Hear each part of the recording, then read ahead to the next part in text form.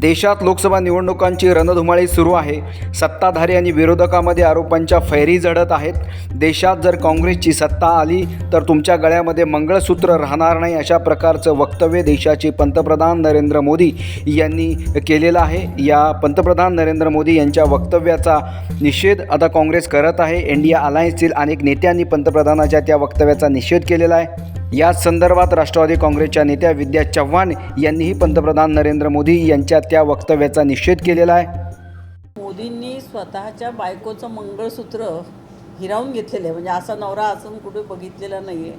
आणि इतका महत्त्वाचा विषय आहे आणि त्याच्यावरती मोदी इतक्या सहजपणे बोलून गेले, याचा सर्व म्हणजे मला वाटतं फक्त महाराष्ट्रातच नाही तर देशामध्ये महिलांमध्ये प्रचंड संताप आहे की मंगळसूत्राचं पावित्र्य ज्या माणसाला माहिती नाही, ज्याने आपल्या बायकोला हक्क दिले नाही, त्या नवऱ्याला ह्याच्याबद्दल बोलण्याचा अधिकारच नाही आहे.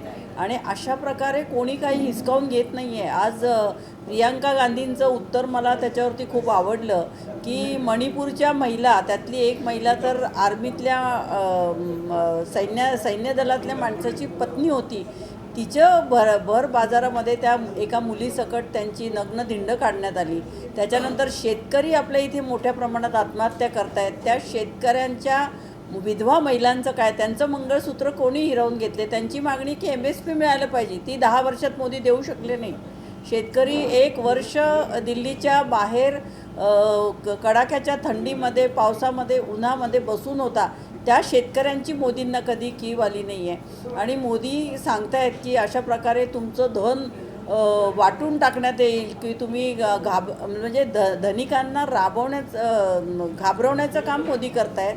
तर मला त्यांना एकच प्रश्न विचारायचा असं वाटतो की देशाची सगळी संपत्ती तुम्ही अदानी आणि अंबानींसारख्या धनवानांच्या घशात घालतायत, त्याच्याविषयी तुम्ही काही बोलत नाही. आणि जर काय समानता यावी देशामध्ये, खूप मुठभर लोकांच्या अकाउंटमध्ये कोट्यवधी रुपये आहेत, कोट्यवधीची संपत्ती आहे आणि आपल्या देशात 80 कोटी लोकांना खायला धान्य नाही आहे, इतकी वाईट परिस्थिती आहे. गरीब म्हणजे दारिद्र्य रेषेखालच्या लोकांचं प्रमाण वाढत चाललेलं आहे. मोदी पूर्णपणे फेल्युअर गेलेले आहेत, कारण त्यांनी देशामध्ये महागाई प्रचंड वाढलेली आहे. गॅस असेल, पेट्रोल, डिझेल, बेरोजगारी वाढलेली आहे.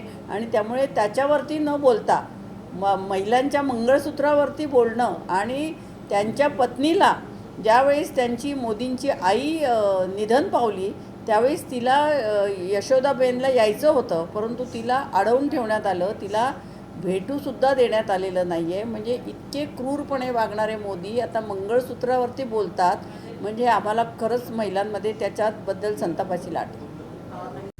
पंतप्रधान नरेंद्र मोदी यांच्या त्या वक्तव्याबाबत तुम्हाला लोकांना काय वाटतं, तुम्ही आमच्या कमेंट बॉक्समध्ये जाऊन नक्कीच कमेंट करू शकता. यासारख्या अन्य बातम्या बघण्यासाठी तुम्ही आमच्या चॅनलला लाईक करा, शेअर करा, सबस्क्राईब करा.